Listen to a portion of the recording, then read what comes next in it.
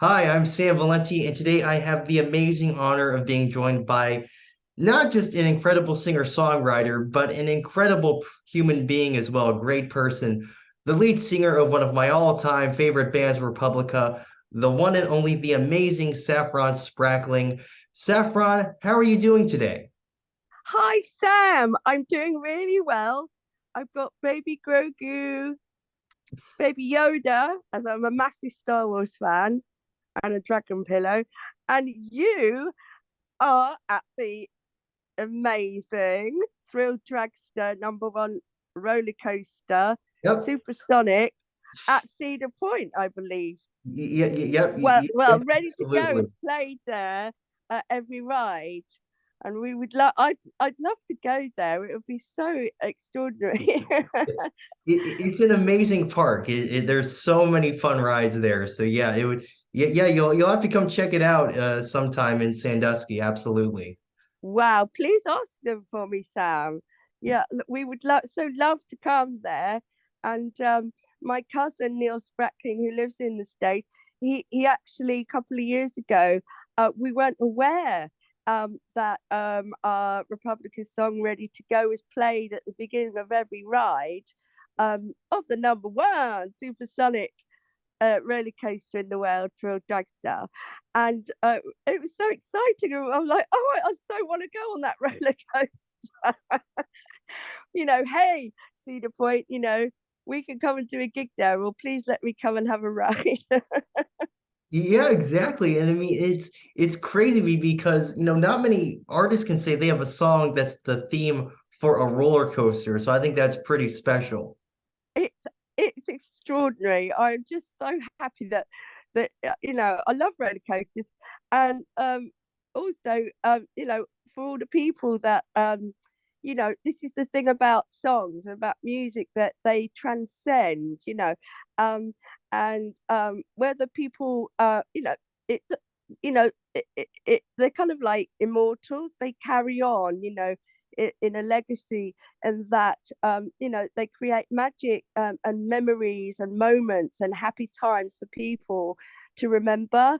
And it's so brilliant that so many people know our song from their favorite roller coaster.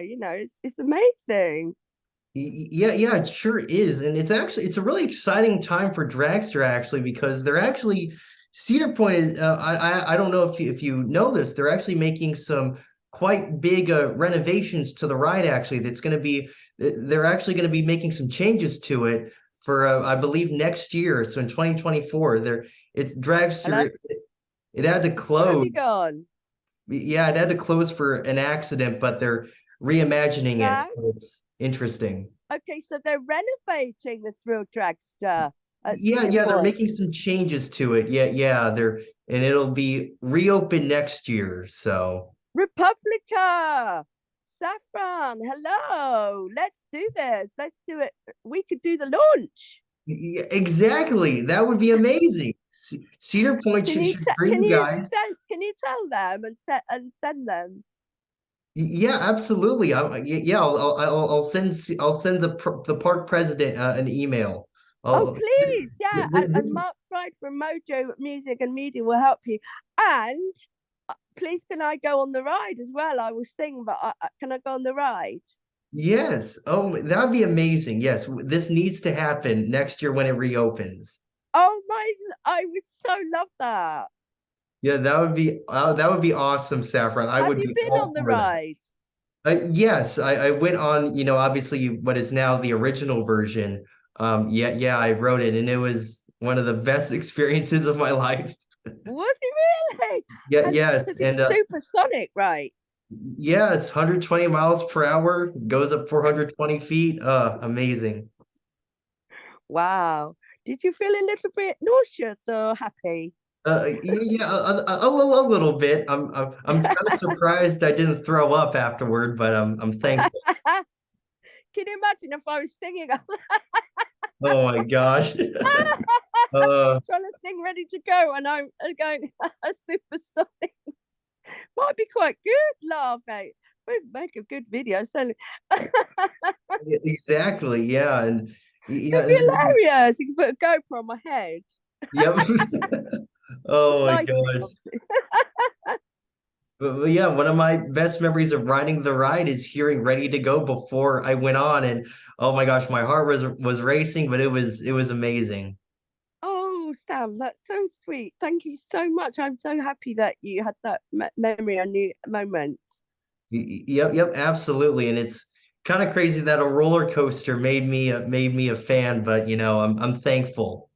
Oh, bless you. Thank you so much. Yeah, but obviously, let's talk about what you've been up to recently, because you've been up to a lot. Been busy touring, and you got to perform at the World Cup, which is incredible. I Which is know. How amazing. I was literally blown away to be invited by FIFA and the World Cup and Q Vision and the Qatarians to perform as a strong woman, a mixed race, British, mixed race, strong female singer. And I said yes immediately. And it was literally, as you say, with the Thrill Dragster, it really was one of the most important and magical moments of my life to perform on the pitch. I wasn't really aware I was actually going to be on my own on the pitch, and Lionel Messi was 10 foot away from me. Um, I'm like, I think I've seen him before.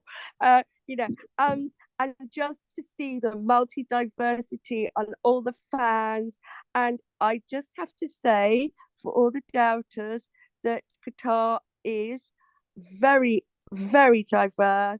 It is very, very, very um, diversity, equality.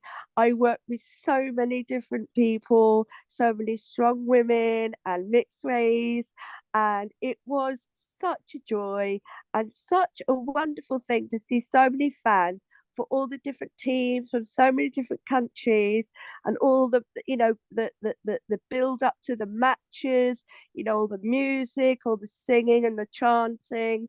um yeah, it was literally it really was overwhelming, and a wonderful joy, and pleasure and honor to be invited there, so that I could actually as well mix and mingle and see for myself a new place, a new country, and make my own decision, which is very important, um in a way, as you know, I work on the mental health and social care frontline in healthcare.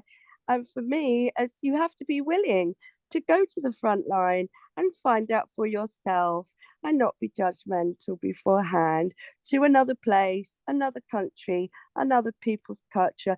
You have to respect that and find out for yourself, you know? Yep, absolutely. And I mean, it's just amazing that you got to be there. And I mean, what a great World Cup it was. I mean, that final match was insane. I know, what great football, and it was so exciting, because we've been so lucky that especially one of our songs, Ready to Go, has literally it's transcended us as a band, or in sports, in films, in TV, especially in football, in ice hockey, basketball, the Denver Broncos, the Chicago Bulls, the NFL, the New York Rangers ice hockey. We're so happy. And Sunderland Football Club here have used it as their run-on song for 26 years for their team. So it's absolutely amazing, that for and also in the World Cup, every stadium match uh played Ready to Go before the players came on onto the field. So that for me, um along with your ACDCs and your Queens, your Led these amazing anthems. For me, I'm so humbled that our song is up there, for sports fans everywhere in the world. Yep, absolutely. And I, I think almost every sports event that I go to, I hear "Ready to Go" at almost You every one. do? So yep, it's always playing and it's great. Oh, oh, thank you. That's so brilliant. Oh, that really has made my day. Thank you so much. Yep, and it's really amazing that specific song, is just, you hear it everywhere. You hear it even in movies and TV and all, to I this know, day. I know. We just it's been just recently the head of Marvel Films, chose to use it as the music for the official trailer to Captain Marvel. Uh, major female empowerment there. And also in Yellow Jackets, which, my favorite two actresses of all time, Juliette Lewis and Christina Ricci. It's like I so want to be in it. Please, Jonathan, let's go. And which is wonderful because that's turned out to be such a hit and very popular, I believe. And you know, there's so many films.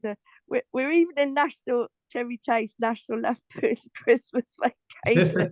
Yes, It's yes. so real, to see that.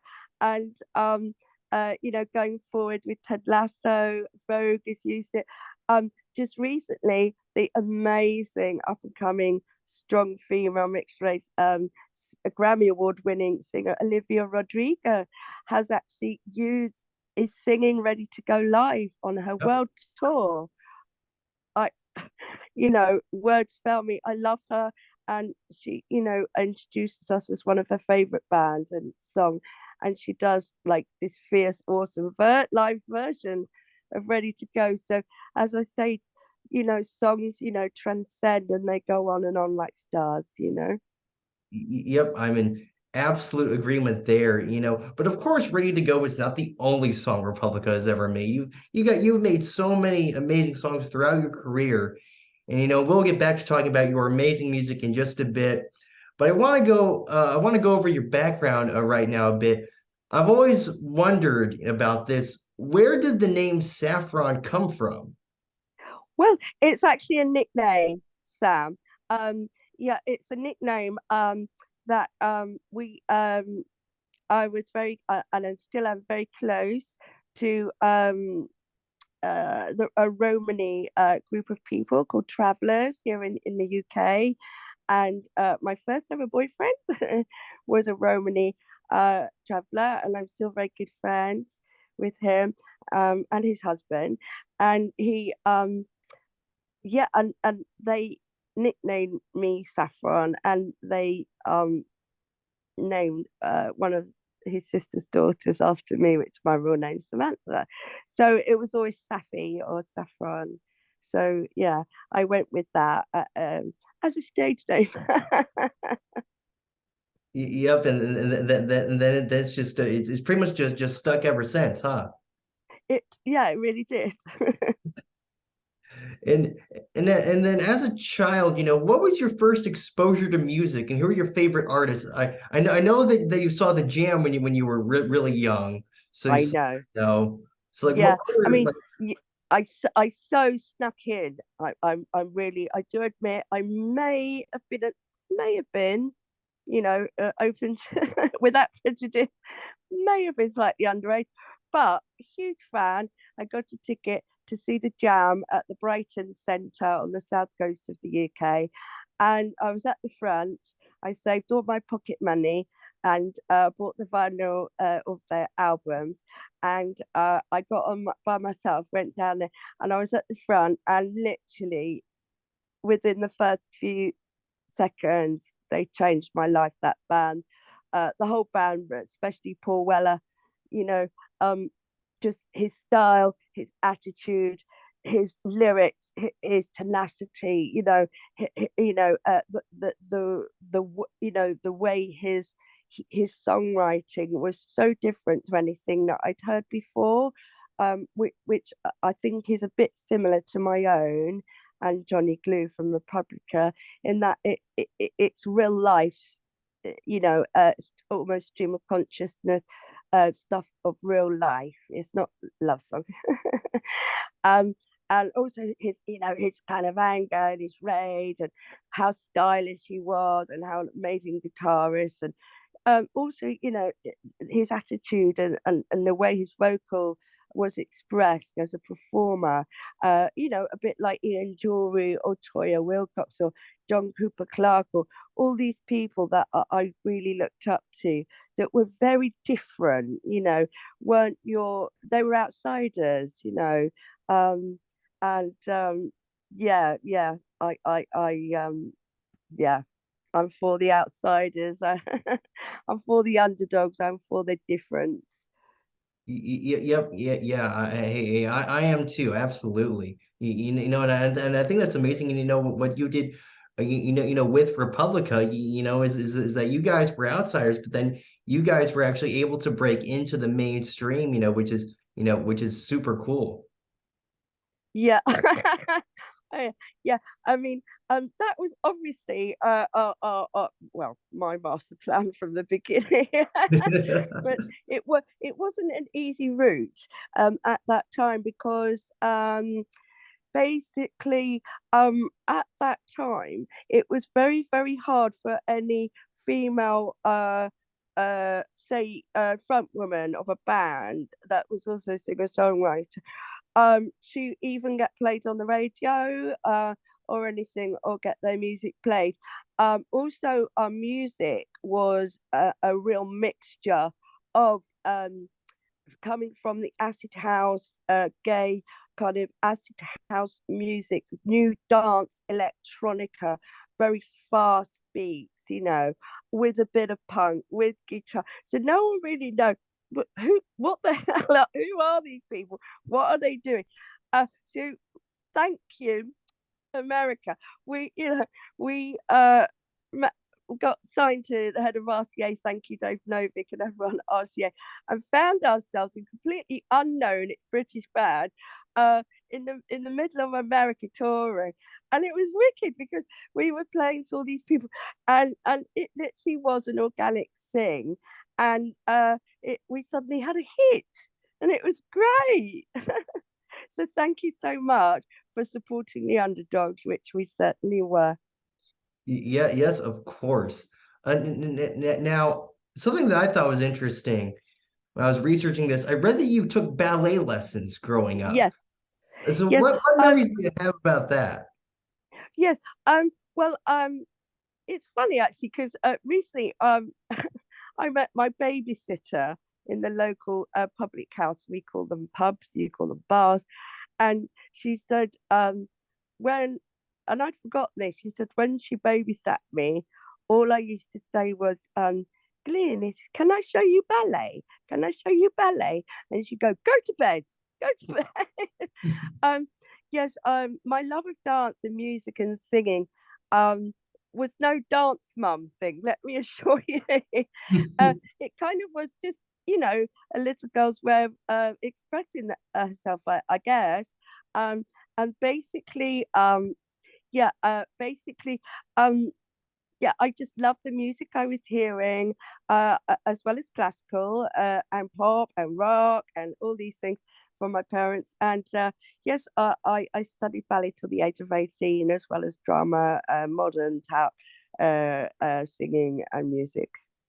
Wow. And then in what ways would you say that taking ballet, like how did that, help you like how did they help you, with your performing, later on in your career? Well, it absolutely is the grounding of everything that I've ever done. And I knew I did not want to be at the back. It was either I'd be the dying swan, but I'm not going to be the one at the back with all the flowers with all the others. But I knew that was unattainable. I wanted to be in hot gossip or a rock star.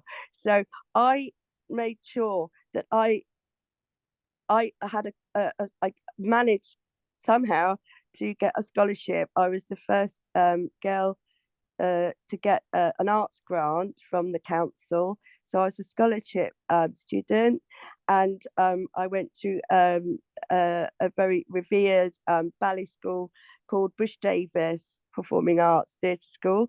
And I studied with many people like John Partridge and Ronnie Corbett's daughter Sophie and Farousa Balk, who you may know, who is the wonderful UK yes, independent actress, lovely Fui, from The Craft and lots of other things. And the discipline, the schedule, just the grounding is so very important, that allowed me to audition and be accepted into the hit musical of Sir Andrew Lloyd Webber and Arlene Phillips' Starlight Express, which is on roller skates Yep. at the age of 18. So I was doing stadiums in Japan and Australia, and then I did the London West End musical show, and then I went on to do the Rocky Horror Show as Magenta. Which I know my ballet training was a very big part of why I was accepted, because they knew I'd had such a grounding and such a strong training. And then I got into the music business. So you just mentioned working on Starlight Express, and what was that experience like, getting to work on a big musical production like that? Oh yeah, it's yeah, it's magical memories. It's the time of my life. Just superb, just yeah, out of this world. Yeah, just the most amazing show. Yep, absolutely. And then another sort of acting thing you got to be in. You actually were in a particular music video with one of your good friends, Mr. Chesney Hawks. Uh, Yeah. Big hit song, the one and only, another one of my favorite songs ever. If you can just, take us through the filming of that music video, or from your perspective. Well, yes, yeah, I was in Starlight Express at the time in London in the West End show, and it was that thing where you're jobbing, kind of performers, and one day they told this, there's an audition for a music video, and Roger Dolce from the Who is in it. I'm like, I'm there, and it's this new artist called Chesney Hawkes, and and I got the part, and met Chesney, and it was just so fantastic, and I recently hooked up with him again after 30 years. And also, he performed at the World Cup in Qatar. So it's really wonderful that we've reconnected like that. Yeah. I think that's so awesome how you're able to connect with people after all these years, and then it's just like those people never left, I guess. Yeah, it's like they never do. They like songs, they're always there. So it's really special when, you meet someone again after so long and you just connect like that straight away. Yep, absolutely. And of course, before Republica, I think as many people know, you were in Enjoy, the big hit song Anthem, I mean, that's another classic song. How did you meet Mark and Nigel, and what were your experiences like working with them? Yeah, well, in 1988, 87, 88, we we're in London, and it was like the birth of acid house music in the gay clubs and in all the kind of nightclubs in London. And it was all the DJs were playing, people, and the technology was that suddenly that hey, we can write our own music, and the people were coming out of Detroit and Chicago, Marshall Jefferson and Derek May and all these amazing people. And we were hearing their music, and we Mark and Nigel were just my friends, great friends going to the clubs. That's where the Prodigy, Liam and Keith and Maxim and Leroy were going out to the clubs. We're like, hey, why don't we try and make our own music? And that's how it started. And just so you know that Enjoy have reformed, and they're about to release a new EP, which I sing on, which is a re-record and re-release of Feelings Inside from the Live at Manchester EP from Enjoy on Deconstruction Records. But I think it's coming out on another label. I can't remember what they call. I think it's Food. I can't remember. But then I'm also going to be performing and co-writing and singing on their Enjoy's new album. So they're back. Well, that's awesome. That is great to hear. I know, it's brilliant, isn't it? Yeah. Yeah, wow, that is exciting news. I can't I cannot wait to listen to you on that. That's awesome. Yeah, and also enjoy Mark and Nigel. They've remixed a new Republica track called Hallelujah, which is awesome, and I must send it to you. So yeah, we're hoping to release it as a dance track out there because you know, lots of our friends like DJ Carl Cox and everywhere, Sasha and that Calvin Harris, we're going to send it to them. Oh, that's awesome. That's great. Oh my gosh. This is amazing hearing about this. I know, and they're so on form. It's so exciting. Yep, absolutely. And then Oh, also, is it all right, Sam, for me just to say that the Republica second album, Speed Ballads, which sadly was never released in America, is coming out on vinyl. oh, that's Yay! awesome. That is Yeah, on great. Independent Record Store Day, um, and it's on vinyl. So please tell everyone, because I'm so sorry, it was out of our control that it was never released in America. So yeah, the cover is me on a Ducati motorbike. Yeah, yeah, yeah, and that's an amazing album. Yeah, we'll be Thank talking you. about it later because that's actually my favorite Republica album. Oh, is it? Oh, thank you. Yeah, it is. And obviously the first one, that's a classic. I think everyone loves that album, but for me, it's that Speed Valves. There's something about it. Just so many amazing tracks on there. Oh, thank you so much, Sam. In addition to Enjoy, in the early 90s, you had some great solo stuff. I'm talking songs like Yeah. Circles, One Love, World of You, really cool stuff. But I would say also, very different from the music that you would go on to make with Republica. Sure. Yeah, I've been so privileged, to work with people, as you say, like, Jar Wobble, World of You, to, my songs that I work on with Neil McClellan, Eric Cupper and Lenny D, um, who are amazing producers, and Neil McClellan is produced The Prodigy, and they were all my friends that helped me, do my early demos and stuff. With The Cure, with Just Say Yes duet. I've worked with Gary Newman on a duet of Our Friends Electric. I've worked with Jeff Beck, rest in peace, man, on Porcupine, on his album with Andy Wright, the producer. Um, I've worked with Junkie XL, Tom Holkenberg, who's like, now the biggest Hollywood soundtrack, composer, on Beauty Never Fades, which if you haven't heard it, you might like it. And it was used in the Animatrix and Eve Online, which is, I believe, the biggest sci-fi fantasy gaming for a game world, and also a Scanner Darkly with Keanu Reeves and Leonardo DiCaprio and Robert Downey Jr. And Carl Cox, DJ Carl Cox, and The Prodigy. I sing on The Fat of the Land, a duet with my other late friend Keith Flint, on L7's Feel My Fire, which is on The Fat of the Land, the Prodigy album. So and Enjoy, I've just been so lucky to work with so many people that I revere, and I were my idols. And also last year I did the Electric Ladies tour Yes. with Toya Wilcox and Lena Lovett band, which was in support of Hazel O'Connor, because she sadly was ill and had a stroke and in a coma, and we helped her to pay her medical bill.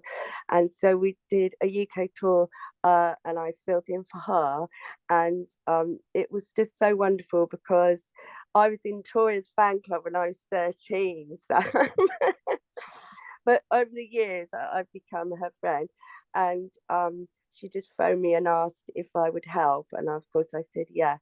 So Toya Wilcox, Lena Lovett, Hazel O'Connor, three of the biggest, British strong female punk singers that were inspirational to me growing up. And myself and Toya did a duet of Will You, the masterpiece classic pop song every night, and we sent a video to her in her hospital bed, yeah, and got all the audience to send their love, which was wonderful. Yeah, yeah.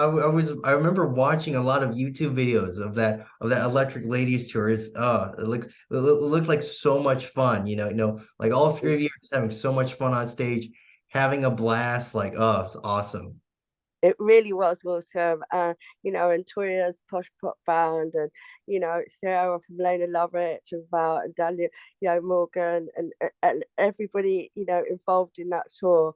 It really was a family, and I'd just so love to do it again.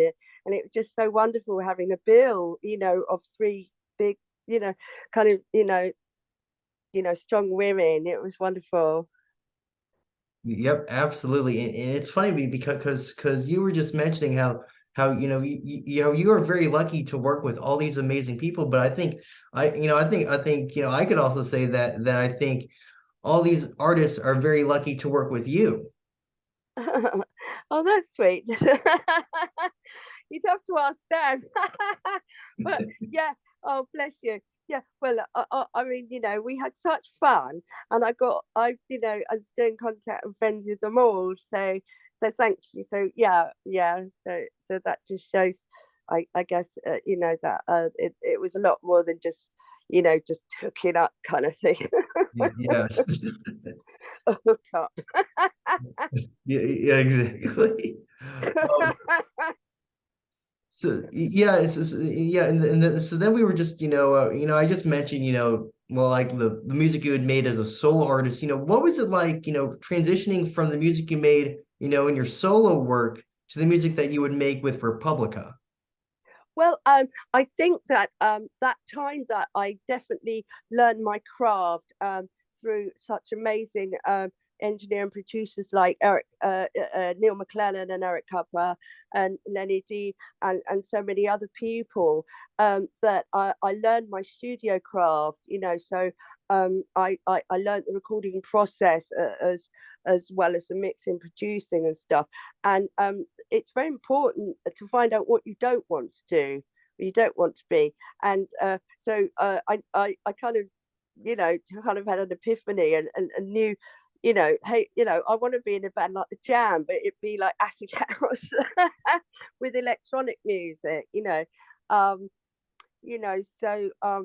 also, because we're all, me, myself, Tim, Donny, and Johnny. We're all part of the acid house scene, but also we love The Cure. We love Gary Newman. We love Nine Inch Nails. Um, the Pumpkins. We Depeche Mode. All the you know, like Yazoo and Vince Clark and Kraftwerk, and we love electronica, so that was important as well. Yep, yep, absolutely. And it's I just want to just quickly talk about because when that first Republica album came out, with those with Ready to Go and Drop Dead Gorgeous, just all of a sudden you're in the spotlight. Was that at any point ever overwhelming for you? Just like all this attention coming so sudden. Well, yeah. Well, it was in America, Sam. uh, because in England we had we toured around and no one really knew what to think of us. And because as I say, it was a new burgeoning scene, of female front women, whether that be indie rock or indie punk, or in our case they weren't quite sure what it was. But it's we had a residency in Soho, and the gay and LGBTQ community have always supported us, and the great legendary club man in JoJo's, and we had a club night there, and by the second week we had people around the corner waiting, and then we got signed to RCA America, and it was brilliant. And by Dave Novick, and thank you. And we went out there completely unknown. We didn't know what to do, and funny enough, bringing up Ohio, our tour bus broke down in Columbus, Ohio, and for Oh my some gosh. reason, a local radio station put it out there that we'd broken down, and we were like, oh, let's just go down to the town and have a look at the shops. No, no, no. Cars were screeching, people were running down the road, and I'm thinking, where are they going? And they were like, they were screaming, and I'm like, oh my god, let's we've got like how, they know who we are, like what is going on here.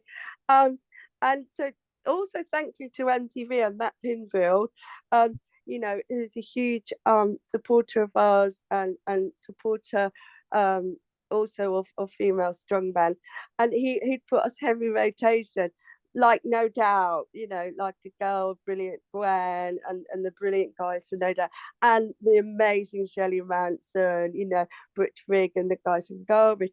And we suddenly were like, oh my God, people know who we are, and people were coming to all our shows, and it was like this building kind of scene at every town and city that we went to. All the kids would come out and buy a ticket and come to see us live, and it was brilliant. Yeah, and and going off that, one of the best performances that that you guys did during that time was, was when you guys came to America and performed on the Conan O'Brien show. Oh my God, I know. Conan's one of my uh, favorites, so. I love Conan. I know. I was like, oh, and it was like no pressure at all just before. And it was a little bit like going back to Starlight Express. Someone telling me, if you can imagine, it's like red light fever, but they count you down, yeah. So the red light comes on to recording, and I remember in Starlight, and you're on roller skates, bear in mind.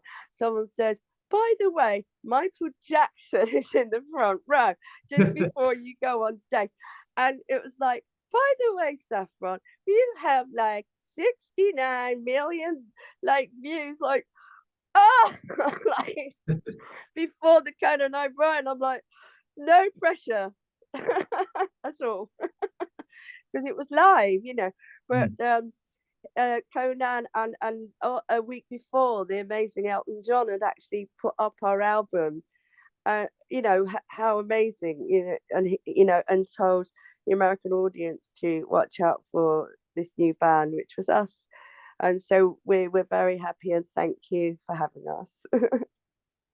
Yeah, because that performance is just, it's so amazing to watch. And I think and something I always thought was cool about that was that, is that you guys were here in America, yet for obviously you guys did Ready to Go. It was the, original UK mix, which I thought was very, very unique and very cool. Yeah. Yeah, because yeah, our original mixes of our album were far more electronically based. And then we worked with the amazing producer Ben Gross at the Mix Room in Burbank in California, and he's just awesome, and really taught us such a lot of, about the bottom end, about drums and the bass and guitar. And we did some more mixes with him, because he'd worked with like Phil Turner, Marilyn Manson, and he really he got us. And he was from Detroit, and he'd worked on a great band called Warrior Soul and stuff. He'd also worked on Ten City, which was a huge, acid house record. I said before, going back to, this amazing music coming out of Detroit and Chicago, electronic at the time, which was underground. Yes, and and it's crazy because there's quite a few versions of Ready to Go. Like there's the US mix, there's the UK mix, and there's the updated version, which is Yeah. amazing. Like, do you have a favorite of like the different mixes? Um, uh, it's so hard when when people ask about your own song of like a favorite version, because it's almost you love all of them because you've made it, and so different people have done, or helped you, or you collaborated and made different versions of something, or refreshed it, or just put a different angle, on it. And I have to say that recently, this amazing group called Golden Limbs have the most haunting and beautiful orchestral version of Ready to Go, which has been used in quite a few things. And I'd like to support and promote them. And if you haven't heard it, Sam, I will send it to you because it is that actually is one of my favorite versions because it's just so new, and it's almost Stranger Things. It's on this whole other level. Yeah, it's really slow, really orchestral, lots of drums. It's haunting, it's dark. Well, I really want to listen to that now. I Wow. will so send Because you the because I link. love that haunting kind of stuff. I love that. Yeah, I'll so send you the link, and please let me know your views. Yeah, yeah, absolutely. Man, you have me intrigued now, Saffron.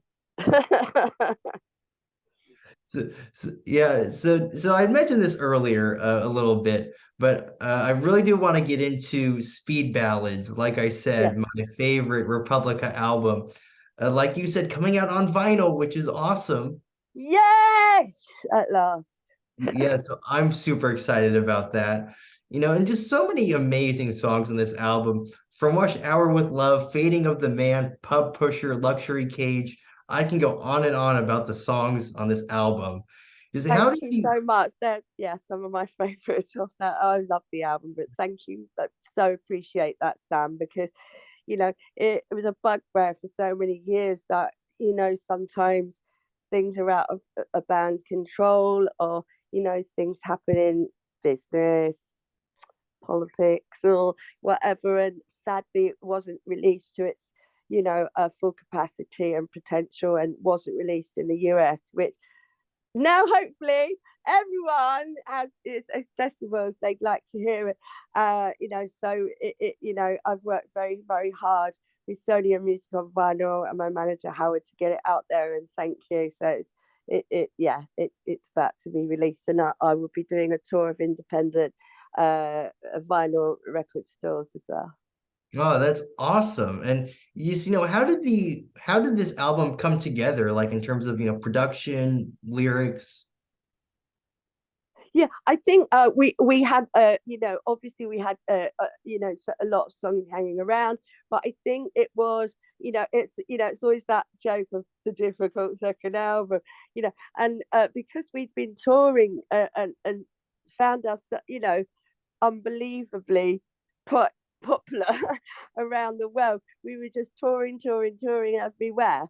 And then suddenly you're like smack bang, like, right, you've got to write another album. It's like, oh, like, okay, so we had kind of the beginnings of a few of the songs, but we got to work with some amazing people, like Ian Stanley from Tear to Fears and Andy Gray, Ian Brody from the Lightning Seed, Pete Townsend from the Who lent us from the Who, the Who lent us his boat on Eel Pie on the Thames, which is the recording studio on a boat. It's brilliant, and Robin Guthrie from the Cocteau Twins did a mix, and Jar Wobble, and everyone helped.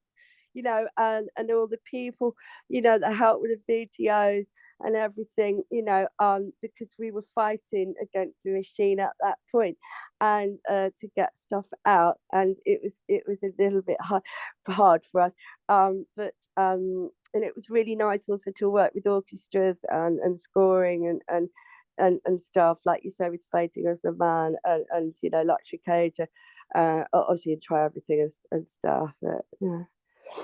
Yeah, and we're also going to talk to them about putting the videos, because I don't know why, it's that thing with copyright. I don't know why all the videos have suddenly been taken down. It was like, please put the videos Yeah, back I know, up right? again. Yeah, It's that's like, what I'm we paid for wondering. them, my band paid for them, put them back up again so that people can enjoy. Yeah, Because actually, Rush exactly. Hour with Love, there's two videos. The first one, we banned because we didn't like it, and because the record company, it was rubbish anyway. And the second one we just did ourselves with all our friends, so that's the favourite one. And there's also a really great one to try everything. Oh, yeah, well, hey, I would love to see those videos, maybe, because it's like you said, unfortunately, it feels like they've just been scrubbed from Yeah, everywhere. yeah, they've been taken down, but we're Uh, working on the way back up again.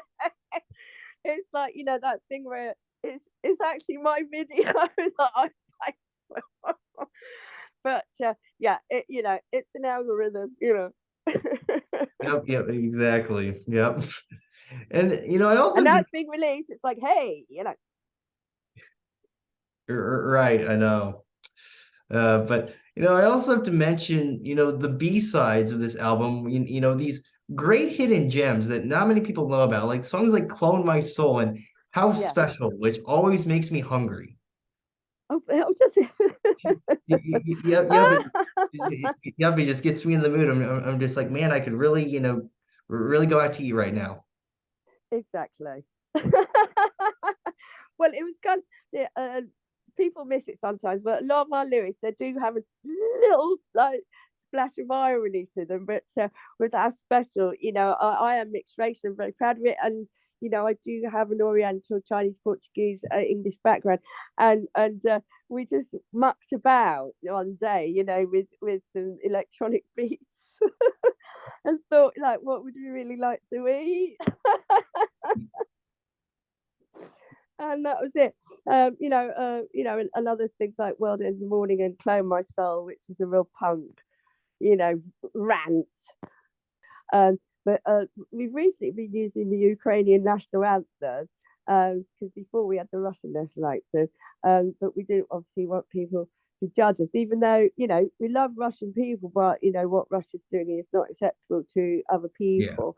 Um, that's all I say, but I don't judge anybody themselves, and that's very important. And I think that especially today, you should never judge an individual or a people or a creed or color or religion just because someone said they're the opposite of you or this. There's so much fake and hate and bad news and all the rest of it, and people getting riled up about something is normally a deflection of what is actually happening in the now and in your locality and around you. So just beware. Yeah, it's a crazy world we're living in. It's just very, very divisive. It'd be nice if we could all just come together. Oh, if only. If only. Yep, exactly. And you see, that's why the world needs more people like you, Saffron, who are Oh, working bless. to like bring people together, and try to just, try to have us, come together as one. Well, this is it, and I just think that with music, and I did in the lockdown, I was and I still am working as a mental health and social care officer and support worker to individuals with severe mental disorders and behaviours, and it showed me a lot of things, and that basically it's in the very small things. And that music absolutely, definitely is the one thing that unifies everybody. It's a universal language, and that the communication of it to express around the world is so powerful, and it should not, and can't be taken away from anyone. Yep, absolutely. And I Um, did actually a little short film documentary with Timbuktu Films, Jeremy Hunt, and an amazing BAFTA winning uh, film at Korea, called Music to Mental Health, and featuring an individual who's my friend Leon Hurst that just jumped up when we headlined Wayfest. And I was not, he signed to me, I signed like a Jim Macaton, um, and he came on the stage. Um, he's a high functioning, very intelligent young man with Down syndrome and partially deaf, and got on the drums and did the most amazing a cappella drum solo. to the point where, the whole crowd was shouting his name, Leon, Leon. And I just thought, I was approached to do something about my work, and I just thought I want to do something positive. So I did a short film for Music to Mental Health featuring him, Leon Hurst, and how important music was for him. Because some funding had been taken away for his music lessons, and that's not acceptable to me, anyway. And because that's how he expresses himself, and it's very important that people can access or their services there, especially now. Anybody that has worries or anxiety, post lockdown, mental health should be talked about. It should be, taught at school, and music is a great therapy for that. Yep, absolutely. That's the, that's the power of music. It's like, Absolutely. music, it's such a powerful tool. It's just, it's something that can really be used for amazing things. Yeah, absolutely. And so let's see, after Speed Ballads, Republica went on hiatus for quite a while. But this, I think it's really cool for you. It gave you an opportunity to work on a variety of projects, which I think is super cool. I want to make mention of your work. I believe you mentioned this earlier. We worked with the great Jeff Beck. Unfortunately, obviously we lost him a month ago. Very sad. But you provided vocals for a song, a Porcupine, which is, no, it's really cool because it's short vocals, but it's great. It's really cool. What are your memories of working, with him? Such a legendary performer like himself. Well, at the time, my very good friend, the producer Andy Wright, he was helping me do new songs and demos, and I went to his studio in Metropolis in London and to pick up the mixes that we'd done together. And there was just a guy there on the sofa, and I was like chatting to him. And at the time, I thought I wanted to try and hide myself because people were following me because of my hair. So I went Diamond Dog, Sam, and I dyed my hair blonde in a mullet.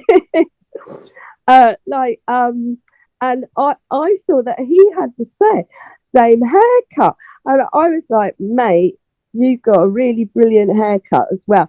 And he was showing me all these pictures and that, and I was thinking, isn't that isn't that like Ronnie Wood? Like, isn't that really? I went, oh, I tell you what. I said, but whatever, you've done it. Oh, you've met all these people. And I said, but you've always had a great haircut, mate. And I walked out the studio, and my friend Andy's come running after me. And he went, oh my God, Saffron.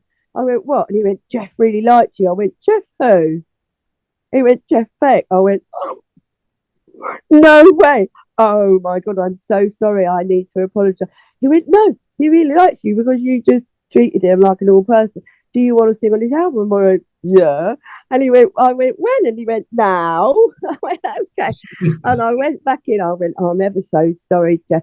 And he went, no, mate, because he was a Cockney and we just got on really well. And it was so just purely spontaneous. And I just couldn't believe it. He went, right, mate, let's do this. I'll write these lyrics like you do.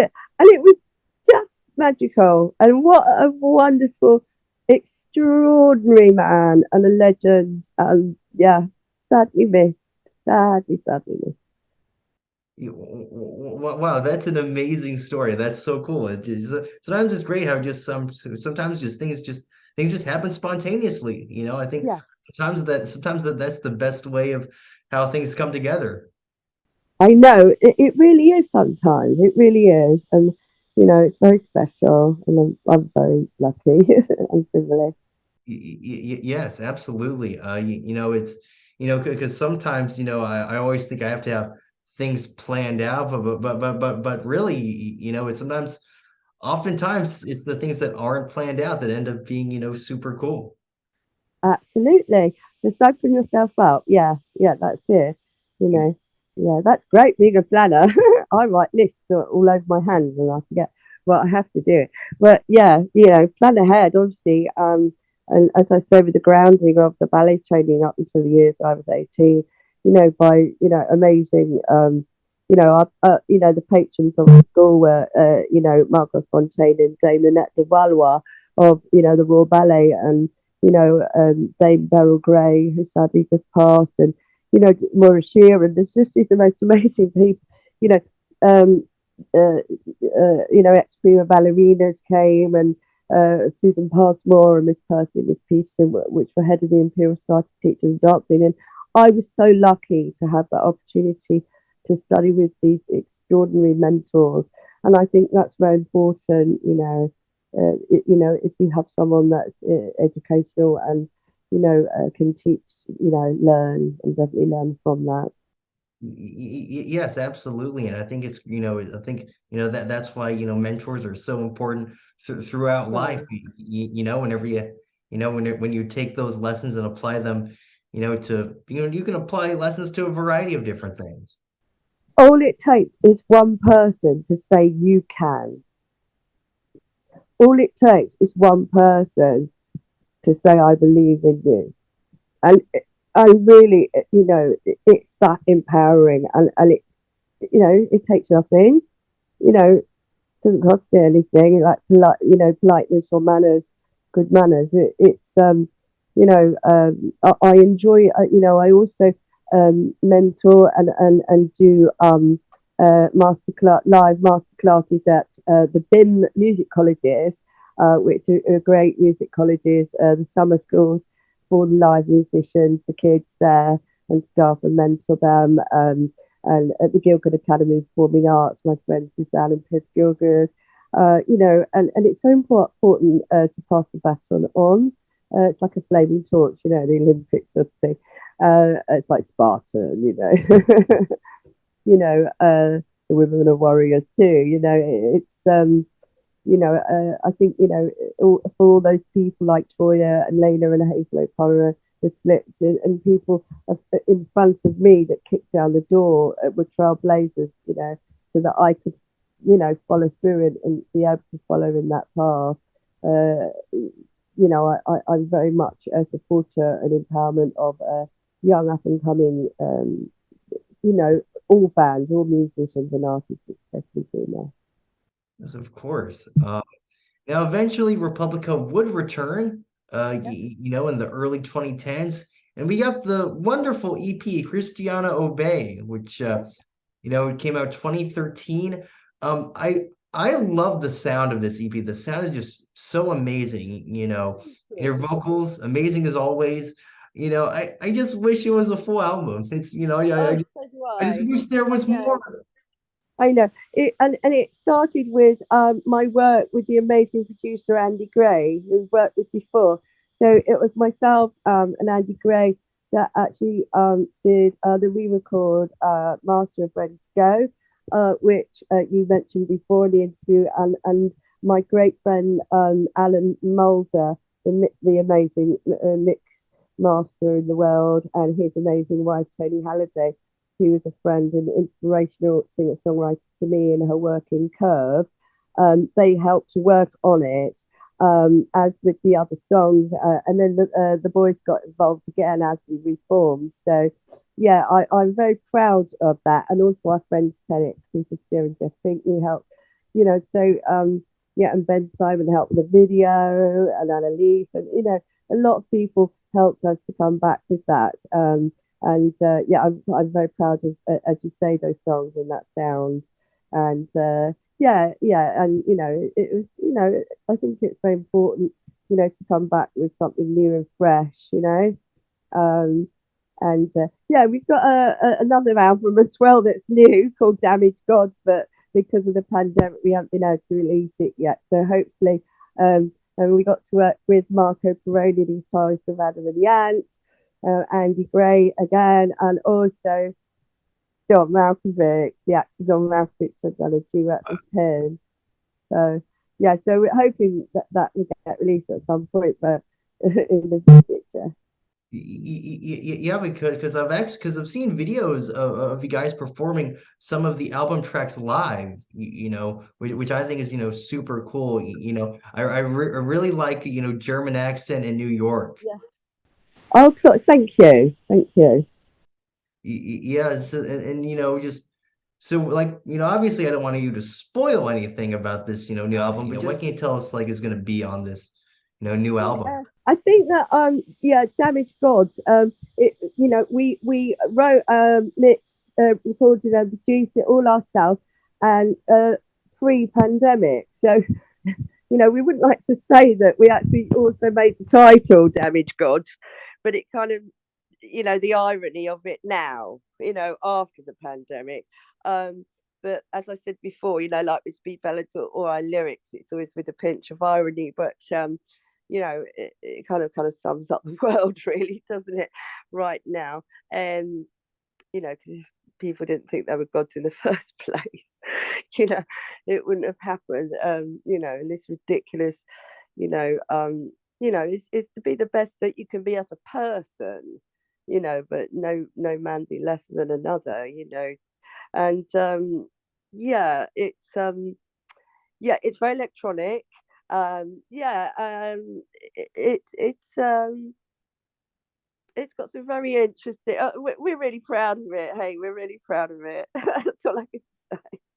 Well, hey, I'm very excited to listen to it. I'm super thrilled, to hear new But I will material. definitely send you the Enjoy remix of Hallelujah, which is one of the new songs, and also the Golden Limbs version, orchestral haunting version of Ready to Go.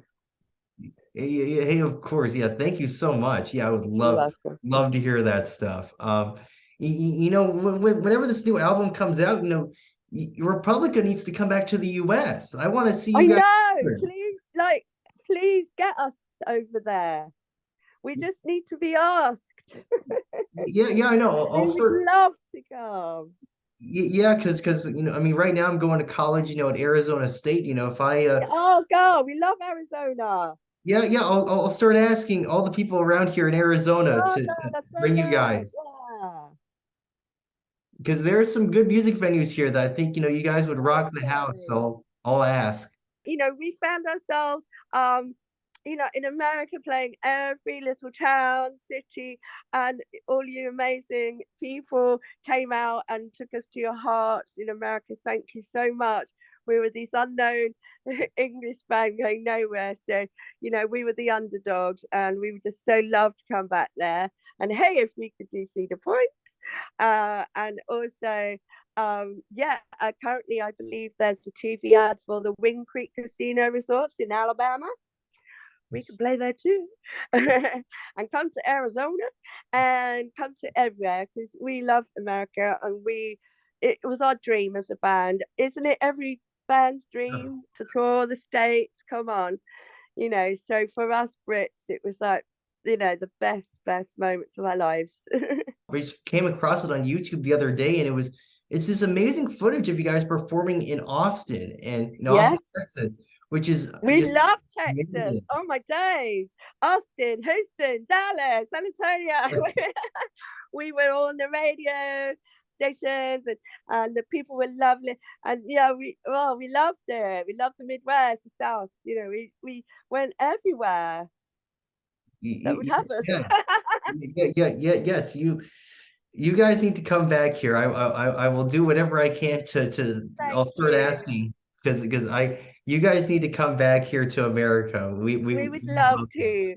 Yeah, we just need an agent to put together a tour. But hey, Cedar Point. I Yes, want to go on that thrill dragster, man. yes, exactly. Yeah, yep, absolutely. You know, Hey, uh, they might go for it, Sam. You never know. yes, It'd be exactly. a great So promotional tool, you know what I mean? it would be amazing, because let me tell you, the roller coaster community loves Ready to Go. That Oh, song is I know how amazing. I know.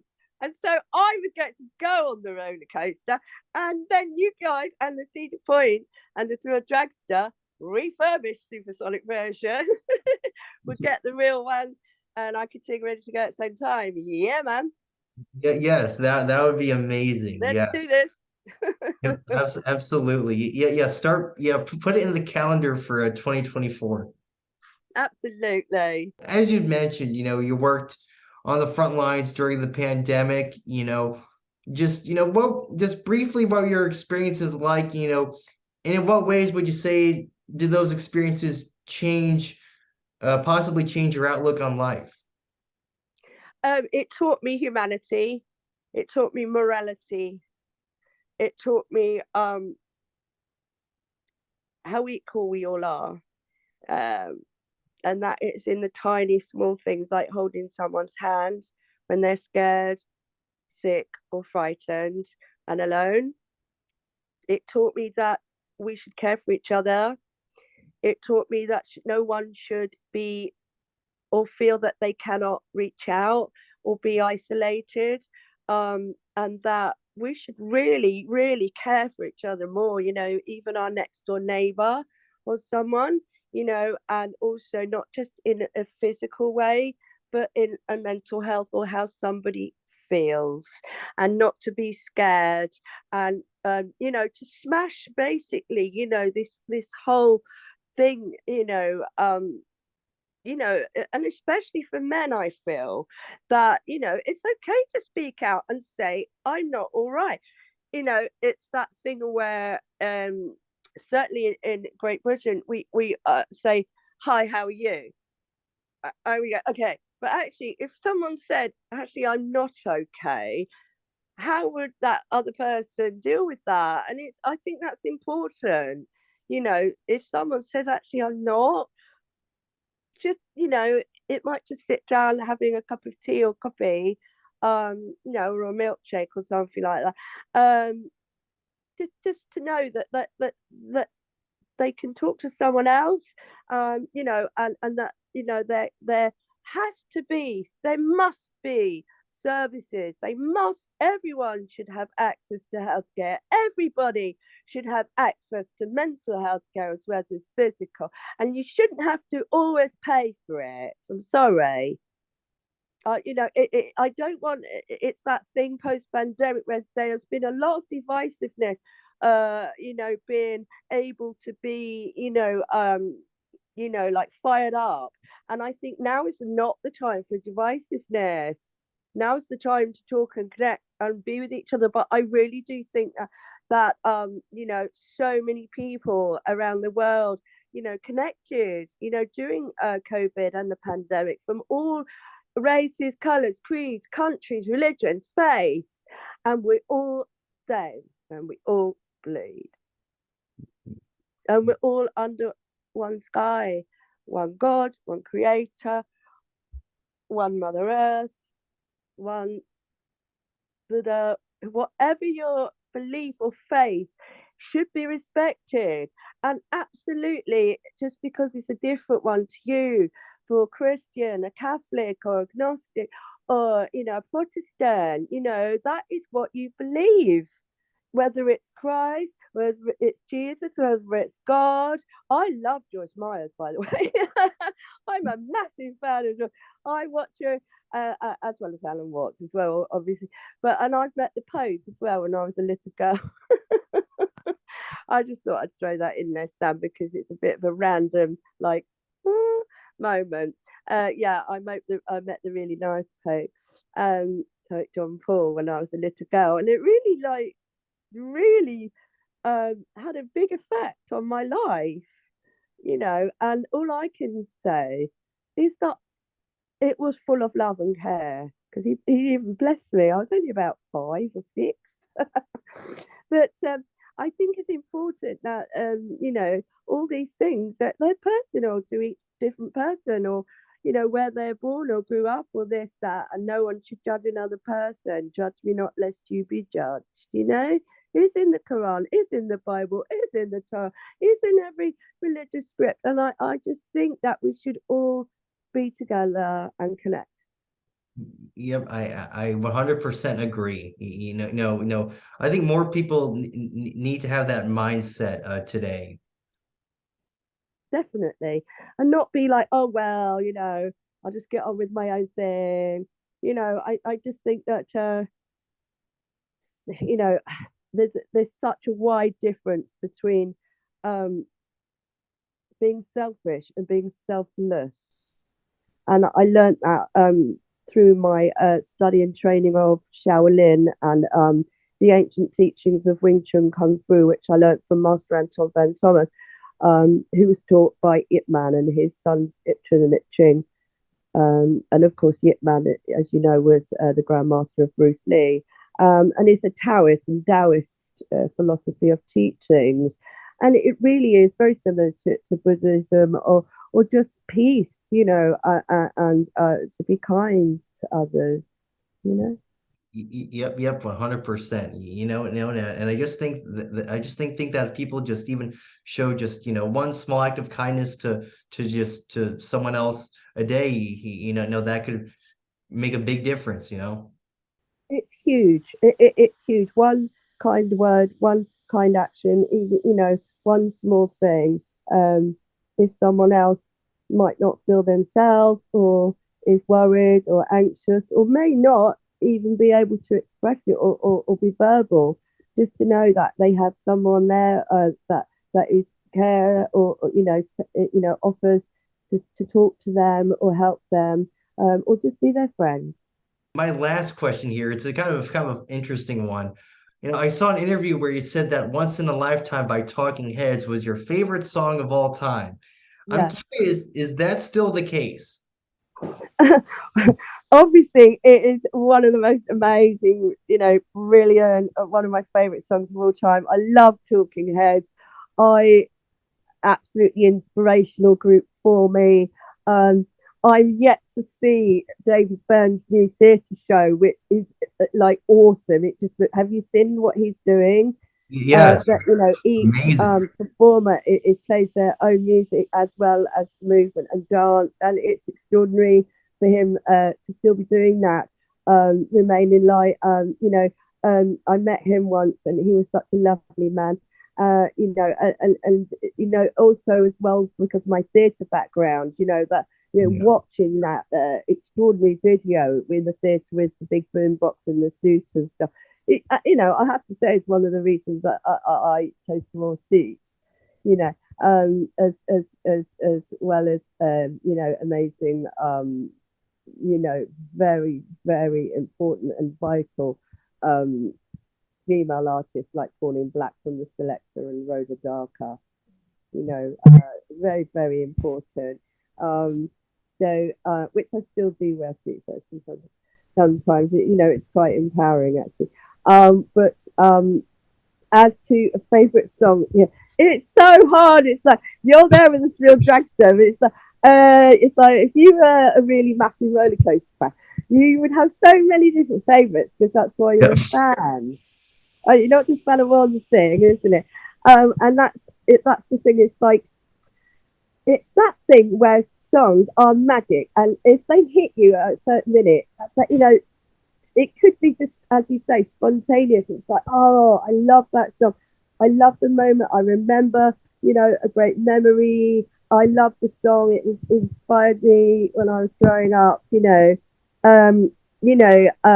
just the song, the musicians, the songwriting, the way the vocal delivery, the image, the video, everything. Truly an honor, to be able to speak with you. You're one of my favorite artists of all time, so it's truly, truly a special honor for me. Oh well, bless you. Thank you so much. And you've got the you've got the thrill track. Yeah. That's brilliant. That's great. You're Yes. supersonic. Yep. Yeah. I'll have to. Yeah. Like I said, I'll have to show you sometime how to put the virtual backgrounds Yeah, on oh, yeah, Zoom. please. Yeah, help. I need help. Yeah, I'll give you a whole Zoom tutorial. Yeah, I need a little bit more. Of Thank you. course. Thank you, Saffron. Take care. Hope you have a great rest of your day. Thank you, Sam Valenti. Thank you, Arizona State University. And thank you, Mark Bride, and all the amazing family at Mojo Music Yes. and Media. And thank you to the Thrill Dragster Supersonic Cedar Point at Sanders, Of course. Ohio. Yes, absolutely, Coast clear, Saffron. Yeah, of course. ready to go. Yes. Refurbishment, ready to go.